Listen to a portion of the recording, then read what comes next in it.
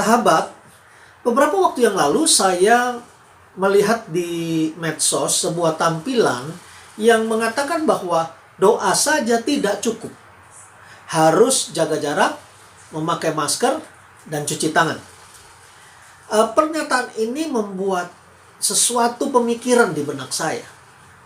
Yaitu apakah benar bahwa doa saja tidak cukup?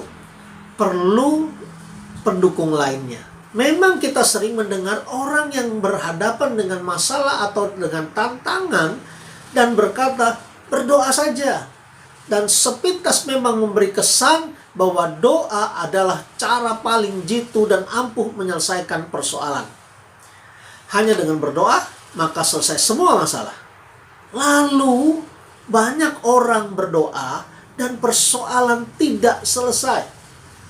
Masalah justru bertambah, kesusahan semakin menyesakkan, sakit makin bertambah parah.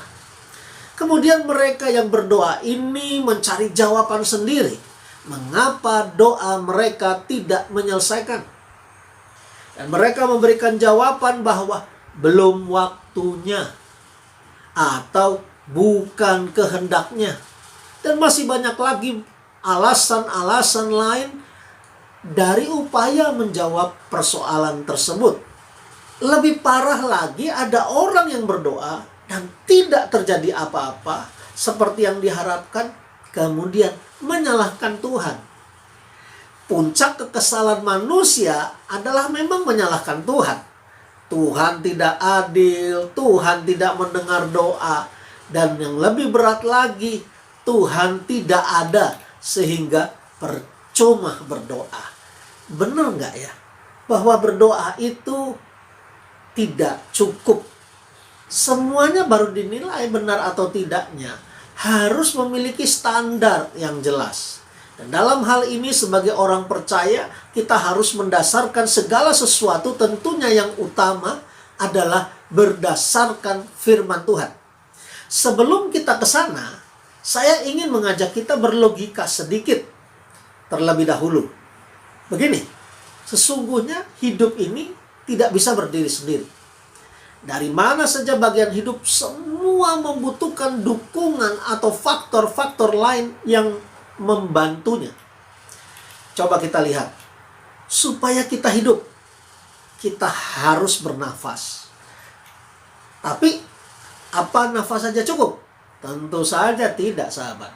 Kenapa? Karena ada hal-hal lain yang harus mendukung kita untuk bisa menjalani hidup ini.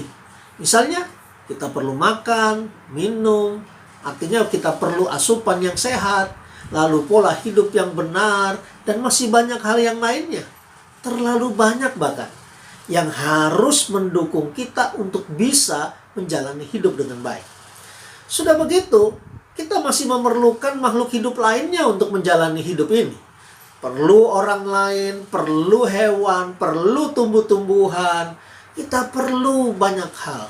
Tentu saja kita perlu Tuhan. Dan itu yang terutama yang kita perlukan. Kita memerlukan Tuhan. Jadi, semua memerlukan bantuan dan sokongan untuk bisa berfungsi dan berguna. Tentu saja, sahabat, Tuhan yang tidak memerlukan penopang atau dukungan dari apapun dan siapapun. Dan justru tanpa Tuhan tidak ada yang dapat berbuat apa-apa atau tidak ada. Jadi bagaimana dengan doa? Doa saja tidak cukup, benarkah? Mari kita lihat firman Tuhan di dalam 2 Tawarikh 7 ayat 12 sampai dengan 14. Menarik sekali ayat ini karena berkata demikian. Kemudian Tuhan menampakkan diri kepada Salomo pada malam hari dan berfirman, telah kudengar doamu dan telah kupilih tempat ini bagiku sebagai rumah persembahan. Bila mana aku menutup langit sehingga tidak ada hujan, dan bila mana aku menyuruh belalang memakan habis hasil bumi, dan bila mana aku melepaskan penyakit sampar. Perhatikan sahabat, terjemahan lainnya adalah pandemi. Ya seperti corona saat ini.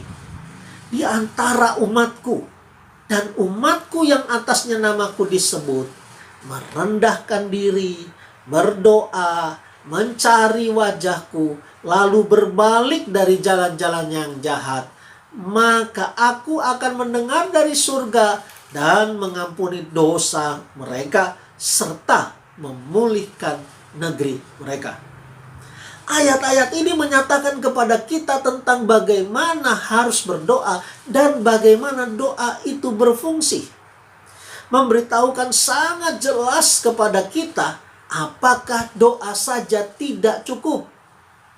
Kita lihat dulu lagi firman Tuhan yang berikutnya dalam Yakobus pasal 5 ayat 16 yang berkata, "Karena itu hendaklah kamu saling mengaku dosamu, saling mendoakan supaya kamu sembuh.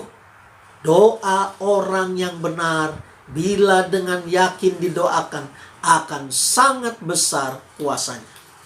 Pada ayat-ayat ini sekali lagi menjelaskan bagaimana harus berdoa dan bagaimana doa itu berfungsi.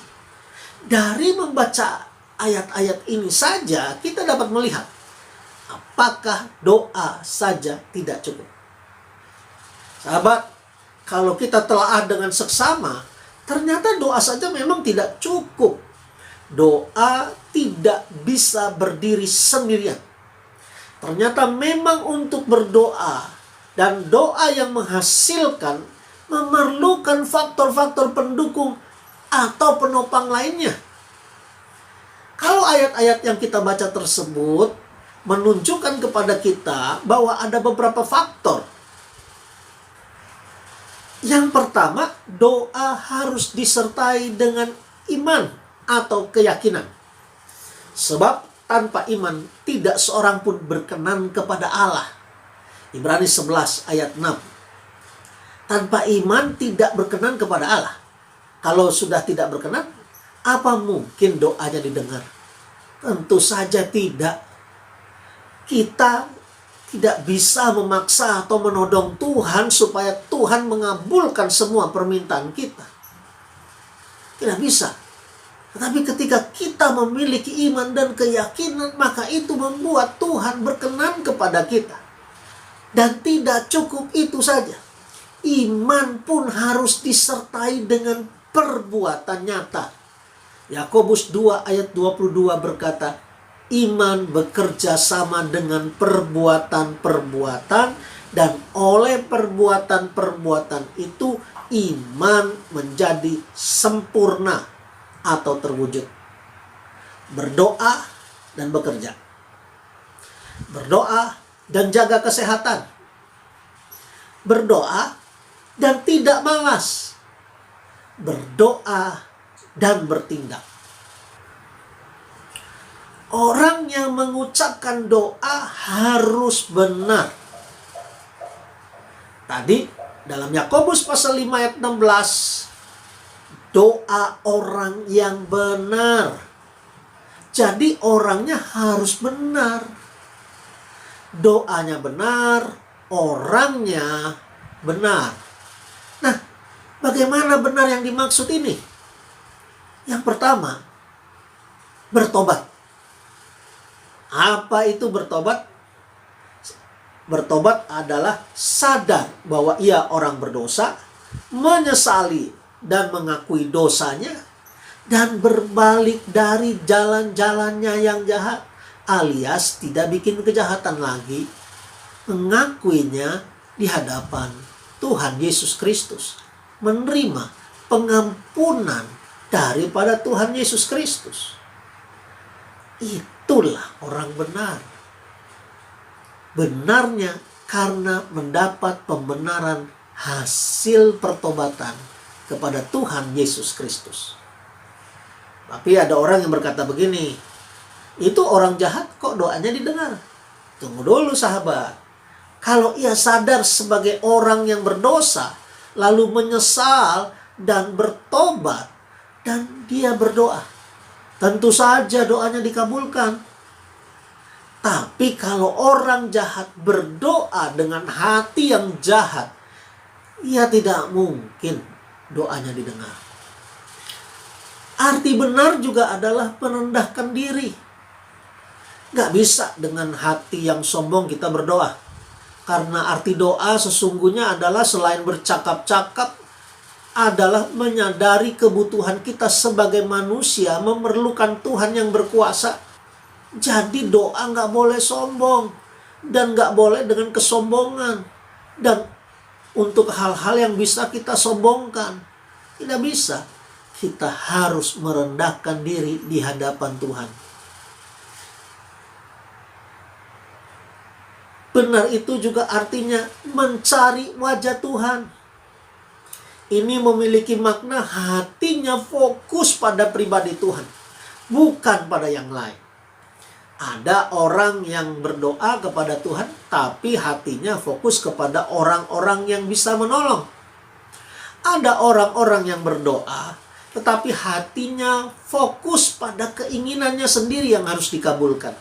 Ada orang-orang yang berdoa, tetapi hatinya bisa fokus kepada yang lain, bukan kepada Tuhan. Jadi, benar bahwa doa saja tidak cukup. Karena berdoa, kita harus menggunakan iman kita dan menunjukkannya dalam perbuatan-perbuatan nyata. Iman tanpa perbuatan pada hakikatnya mati. Oleh karena itu, tunjukkan dengan perbuatan-perbuatan apa yang kita doakan. Sahabat, ketika kita melakukannya dengan demikian, maka kita menghasilkan hidup yang lebih baik. Sahabat, maksimalkanlah hidupmu.